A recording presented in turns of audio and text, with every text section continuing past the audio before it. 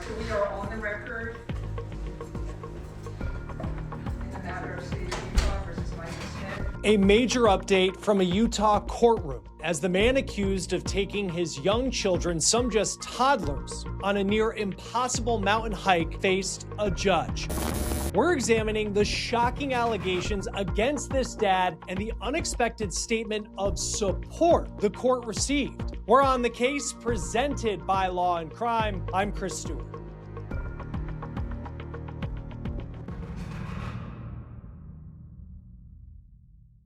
When 32-year-old Utah dad of three, Micah Smith, set out for Big Cottonwood Canyon in October of last year, he was supposed to be showing his young children the majesty of the mountains, but instead, officials say he forced his kids, ages just 8, 4, and 2 years old, to hike miles as a storm rolled in, eventually causing them to get hopelessly lost.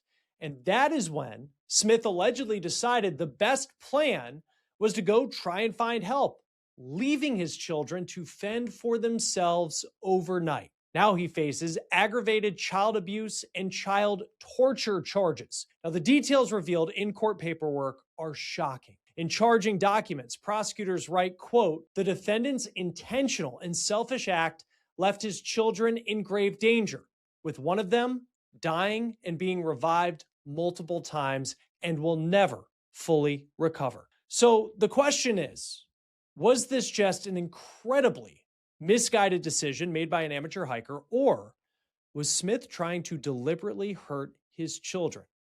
It could be up to a Salt Lake County judge and jury to determine Smith's intentions and decide what punishment, if any, he could face. On Wednesday, Smith appeared in court for what was supposed to be a preliminary hearing, an opportunity for prosecutors to show the court that there is enough evidence to take this case to trial. And while Smith did show up in person, the prelim didn't happen. You're set for a preliminary hearing today, and are we ready to proceed?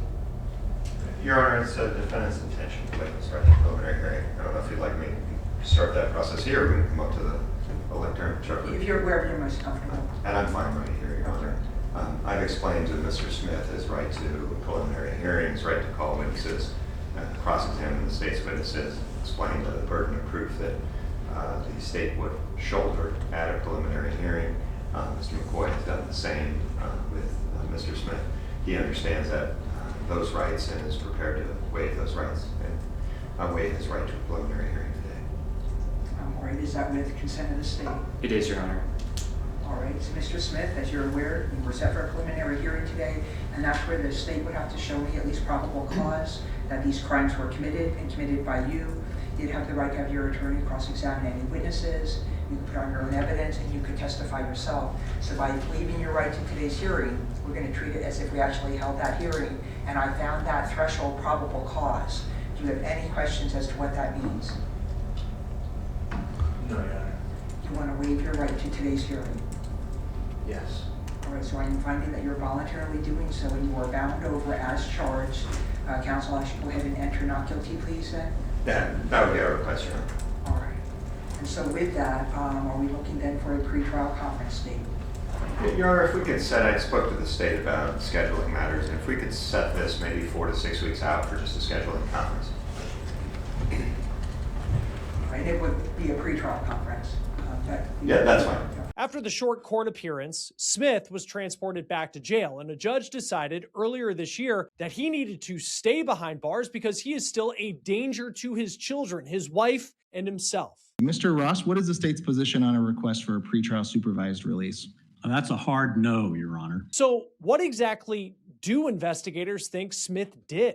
Now, we've been following this case since the very beginning, and we know what Smith was up to before, during, and after the so-called hike from hell. That is thanks to police body cameras and investigative reports. Now, first, I want to talk about the wild alleged incident that is at the center of all of this and made headlines around the world. In the fall of 2025, a man reportedly started a GoFundMe page. It raised more than $60,000 for his brother, Micah Smith, who had gotten stranded on a mountainside with his 3 young children during a storm. According to the Salt Lake Tribune, the fundraiser stated that Smith, quote, bravely sacrificed himself for his children, with the brother reportedly writing, quote, Micah is a good dad who loves his kids and loves taking them on adventures. Unfortunately, tragedy struck this time around. But as more details started to come out about what really allegedly happened up on that mountain, the fundraiser was taken down and Smith was taken into custody. And we just obtained a letter from Smith's brother to the court showing his support. We're going to get to that in just a minute. Now, let's go to October 11th, 2025, and that is when Smith reportedly set off for the Broads Fork Trail area outside Salt Lake City with his 3 children, 2 sons, 2 and 4, and then an 8-year-old daughter. Now, when they were all later reported missing, the Salt Lake County Sheriff's Office dispatched its search and rescue team to find them. They searched the area from above in helicopters, eventually locating the family. According to a police affidavit, search and rescue team members say the children, at least 2 of whom, were close to dying because of the conditions. We're in a spot so difficult to get to, rescuers almost could not reach them. Everyone was rushed to the hospital, and investigators started trying to figure out how all of this happened and how we got to this point. Now, an indictment filed against Smith in November lays out some pretty disturbing allegations. Smith is, of course, presumed innocent until proven guilty, but there's no doubt that these claims, they are damning. And as we go through this, I want to warn you that the children who are not identified by name all have nearly the same initials, EAS. She is an 8-year-old girl. EZS is a 4-year-old boy, and ES is his 2-year-old little brother. Now, the children's mom and Smith's wife, identified in documents as SS, was not on this hike. The trail itself, frankly, is really difficult. Trail guide blogs and websites have described the trail as challenging and consistently uphill, with the U.S. Forest Service saying that it has extensive rock faces and rugged terrain and climbs steeply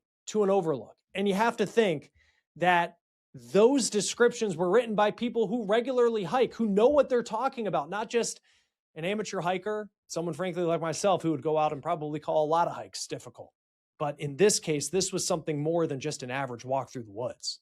The district attorney said at one point, Smith and his children weren't even on the trail anymore and were climbing through thick brush and vegetation. When they were reported as overdue hikers, the search and rescue team set out on the ground and in the air. According to the indictment, quote, search and rescue team members encountered Smith on the trail and noted that Smith was behaving oddly and did not appear to be concerned about the children. Smith also told SAR team members that one of his children was dead. Incredibly jarring information to be hearing as you're just starting your search for missing children.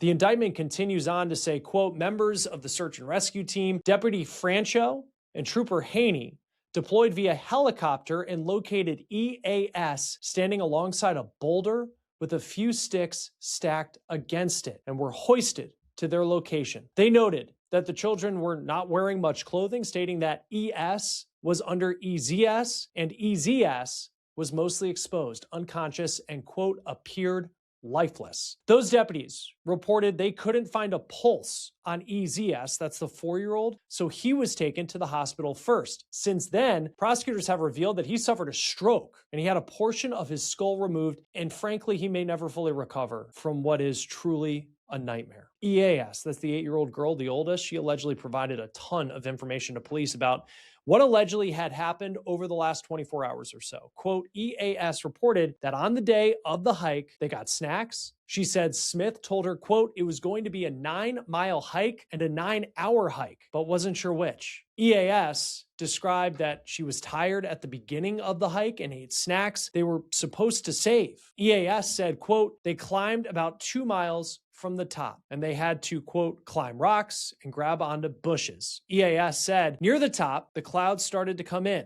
and she suggested to Smith that they should go, but he shook his head no and said, this is a once-in-a-lifetime thing. EAS said she again expressed to Smith that they should really go and that she was getting scared. EAS said that Smith told her, you shall not pass, and then the storm came in really quickly and described that it was snowing, hailing, and raining. She said she was worried about not living. This is an 8-year-old girl. But Smith told her that they were okay. EAS described that it was a really hard night and she was freezing cold. She described that she had to keep EZS warm and Smith had to keep ES warm. EAS described that their teeth were chattering and their clothes were wet. When investigators spoke with Smith, he allegedly made it seem like this was a totally normal day, even saying, quote, they made good time up to the summit. According to the indictment, Smith admitted he was unfamiliar with the trail.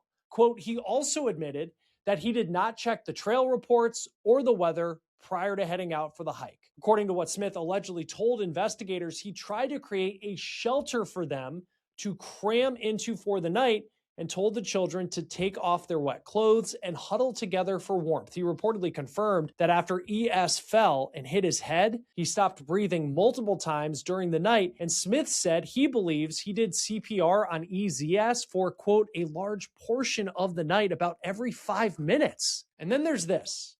Smith reported he also taught EAS how to do CPR and gave her instructions to do CPR on EZS while he was gone. Smith said that he then left the 3 children and went down the mountain.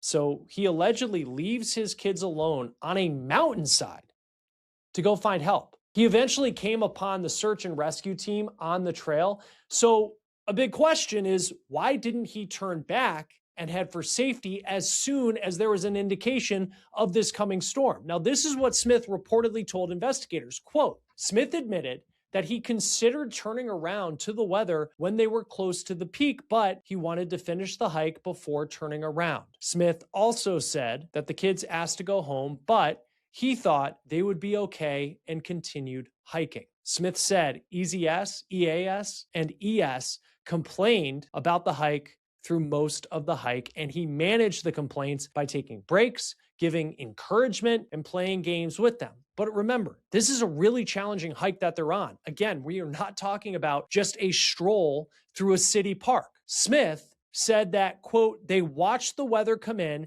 and he sent photos to his wife, SS, who suggested they start hiking down the mountain. However, Smith reported that he was comfortable hiking in the dark without light. Again, he's got 3 young kids with him. Investigators would later discover evidence on Smith's phone that corroborated what his daughter had told them. The first part of that evidence was videos he recorded during the hike. Quote, in one of the videos, EAS expressed that the clouds were moving in fast and asked Smith, are we going to freeze to death, Daddy? Smith responded that they were almost to the top. In another video, Smith told the children that the path they would take was, quote, not the normal one, and they were taking the path less traveled. Then explained that the, quote, path will be hard and it is not easy. In multiple videos, EZS and EAS are observed hiking with no trail, scaling the sides of the cliff, and trying to make it through the bushes. The children are observed struggling, complaining, and cold. Detectives also allegedly discovered text messages between Smith and his wife where she told him he needed to return home, and it appears she ignored her. Now, interestingly, this was not Smith's first run-in with police, and it wasn't his first run-in with them just that month. We got our hands on police body cam footage from a traffic stop that happened just 1 week before that dangerous hike, and it shows Smith pulled over on the side of the road, and he reportedly has loaded guns in his truck, and he tells the officer that he is going through a really hard time. Yeah, I'm just going to hike, man. I'm going through a really hard time. Can't even believe. My wife's cheating on me. She didn't come home till 7 o'clock. I have 3 kids. Firearms not to go under, is it? Or him? You're not going to take care of Sancho? I'm hiking up to the top of the mountain now. Today? Today. You know it's snowing up there, right? I know. Oh, really? I look forward to that. You're going to... No way, man. No way. I'm just making sure. These are got things too that we much- deal with. Yeah, no, I got too much to live with. Okay, I'm happy to hear that. I'm going through a very crazy hard time. And I'm not here to ruin it for you. Micah Smith.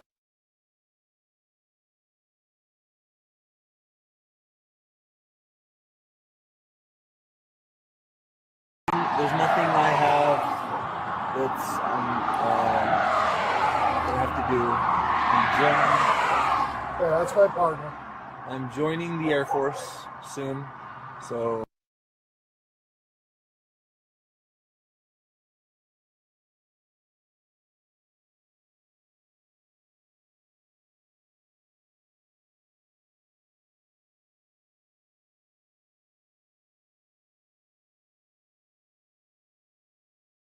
I don't.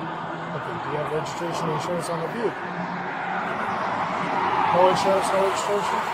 No, why are you driving it, man? I normally drive my motorcycle, but today it's raining. Understood for that. All right, give me a second. Hang tight. When an officer asked about firearms, the situation changes. They need to make sure that any weapons are secure. Where's your firearm? Don't reach for it. Right. Don't reach for it. Do not. Okay. For your safety and mine, I'd like to retrieve it. Just got it back, bro. Hold on. I'm not taking it away from you, but I'm gonna have you stand right here while I retrieve it. Okay? Please exit the vehicle. Stand right here. Do not grab for it. Hey! Right there. Right there. Listen, man. Right there. Just stay right there. Don't move. Any other weapons in the car? Okay. So I'm going to have you stand in front of my car until we figure this out. Hey, man. We got an axe. So all things that we would have to be worried about, right? For on a normal stop for safety. I wasn't expecting that. I wasn't expecting either. I was stopping to help because you're over here on the side of the road like you're stranded. Same with the Rivian that I stopped behind. But then when I came over and saw you, I'm like, I'll check on him, see if he needs help. That's why we got to this. So give me a second. Is it your truck? Yeah, that's mine. Not really. Is anything ours? Are you the registered owner of it? I am. Kind of. Honestly, I was just going on a hike. I was going through a lot of personal things. And now it's like it's even 10 times worse now. As you guys are doing. What's going on? What's going on? A lot of personal. Yes, My marriage is ending of 13 years. Oh, that sucks. I'm sorry, dude. Worse than you can imagine. You got somebody to talk to? I got staying with my brother right now. Okay, I'm going to ask you a serious question. You want to hurt yourself? Do I want to hurt myself? No, I want to hike until I can't hike no more, though. I want to get to the top. You going to do that on a rainy day like this? It's the best time to do it. It's dangerous. It's wet if you're not skilled. Muddy, slippery. I'm a ninja, brother. You're a ninja? I'm a ninja. I don't know. You don't know? Maybe you are a ninja. But A I ninja don't could know be- that that's the best thing to be doing today.